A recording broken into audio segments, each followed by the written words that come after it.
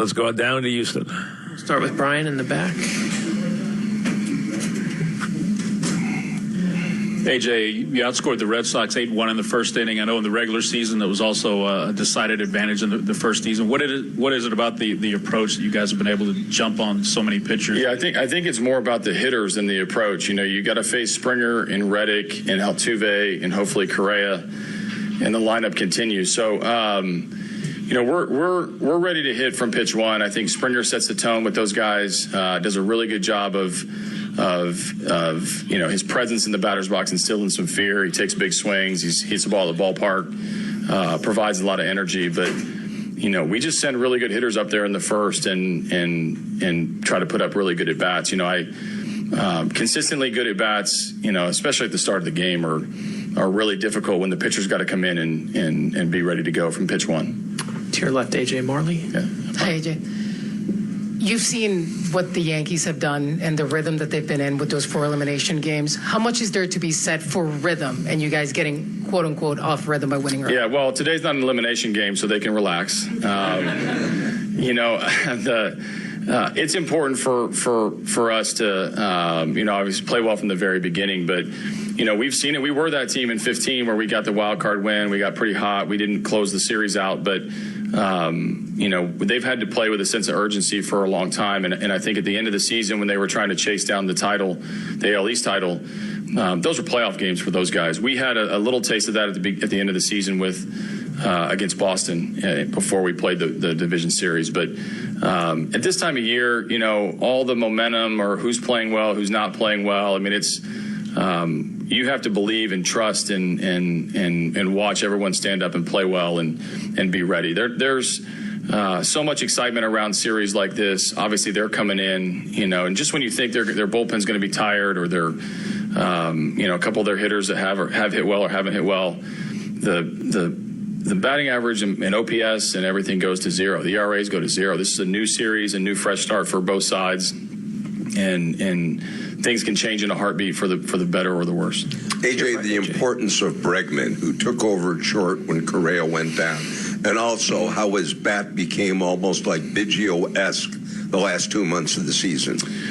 Well, you know, Bregman's a really good player and is part of our story, you know, that can get overlooked unless you've been around our city like you have. You know, I think he's a real baseball player, real baseball rat, baseball enthusiast, does everything well. He's one of the most prepared guys that we have, and he has no fear at all of any competition, of any pitcher-hitter confrontation, he doesn't fear failure. He believes in himself more than anybody believes in him. So some people will call that a chip on the shoulder. Some people will call that a competitive edge. But he's a gamer through and through. He's a winning player. And when we needed him this season, which was virtually all 6 months at different positions or different parts of the batting order, he was pretty exceptional. So when Correa was hurt, he could move over. When we're fully intact, he's a sneak attack guy near the bottom of the order. He'll hit pretty high in the order against left-handed pitching, and he never changes. He's always got energy. In the third row, AJ. Hey, AJ. The Yankees impressed a lot of people this year with how many pitchers they have that throw so hard. Tomorrow, in addition to having a bullpen, they're going to have Severino who reach 100 miles an hour. Right. But the Astros have hit fastball pitchers and hard throwers very well this year. Do you expect that, you know, it's not actually going to be such an issue for your team? Well, I mean, that's it'll be an issue if they locate their pitches. I mean, well-executed pitches is more important than stuff. But these guys can come at you relentlessly with really good stuff and high-end velocity. You know that.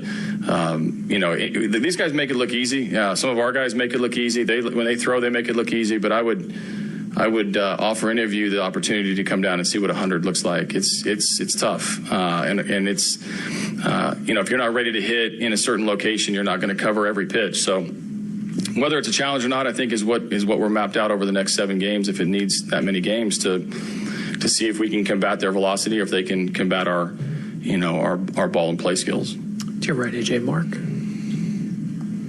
AJ, Bill O'Brien said earlier that you and him have traded texts. You're wishing support for him and vice versa.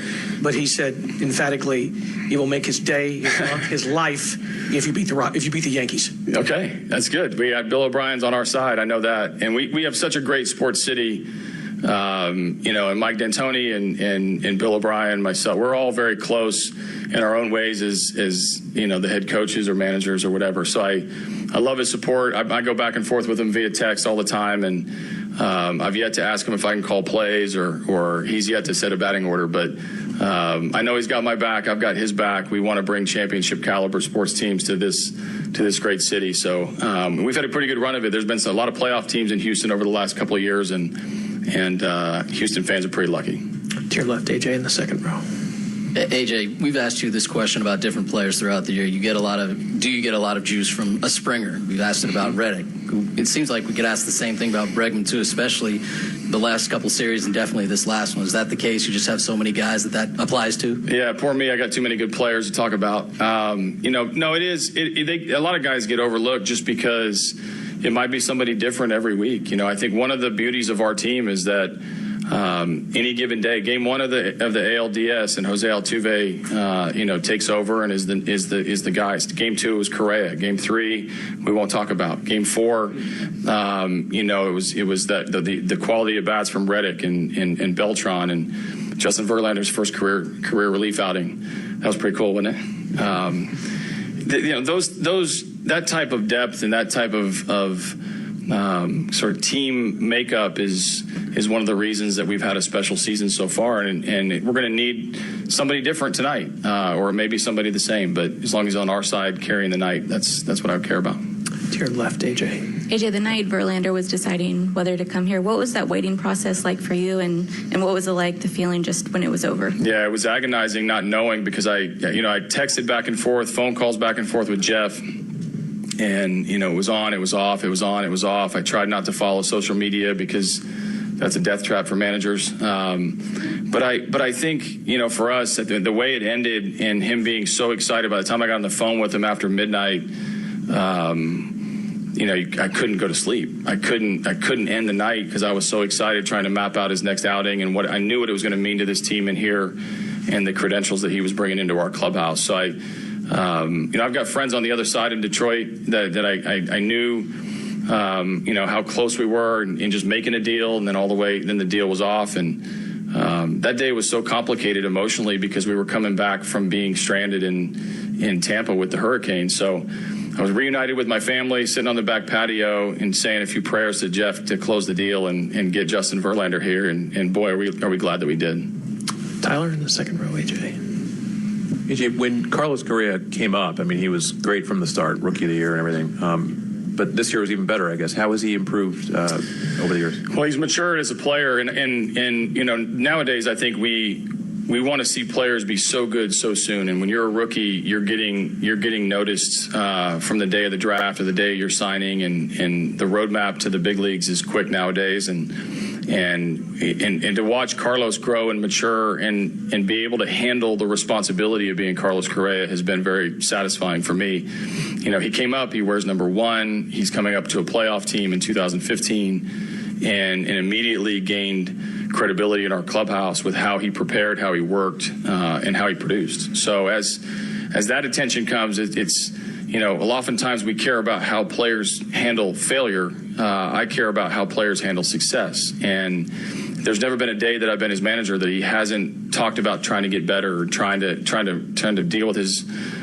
deficiencies or pitches that he struggles with or people attacking his defense at shortstop or the responsibilities of at home as he's grown and matured as a man. So I'm proud of him because he's handling so much at such a young age and he's expected so much of himself. And he has some of the best times on our team. I've watched him mature as a person as well. So I can't say enough positive things about him because of the road that he's taken thus far. And we're just scratching the surface. This kid is, could bona fide be one of the best player or the best player in baseball when all is said and done. Take a couple last ones in the third row here. AJ. Verlander arrived with a lot of acclaim, but statistically, he also had so much more postseason experience than any pitcher you had. Yeah.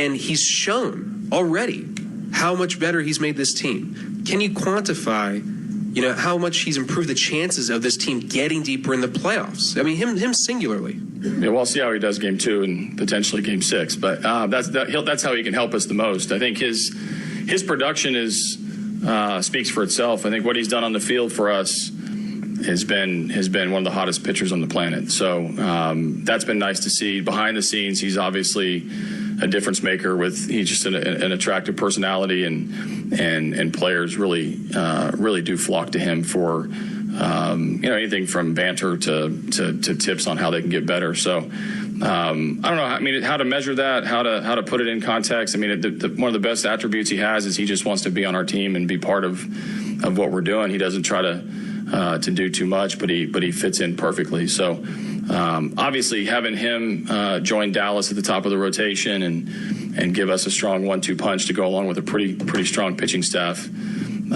is what most postseason teams that go deep into the playoffs have. Now we got to go out and prove it. On the second row here. AJ, Altuve just told us that if he had a vote for MVP, he would pick Judge. Since he won't sing his own praises, can you tell us why you think he should be MVP? This is yet another reason why Jose Altuve is like the perfect player, right? He's humble in his own accomplishments and very complimentary of others. But I will always back Jose Altuve. I think in this regard, I got to tell him he's wrong. Jose Altuve is the MVP, and I'm biased. I love Aaron Judge and Jose Ramirez and Mike Trout.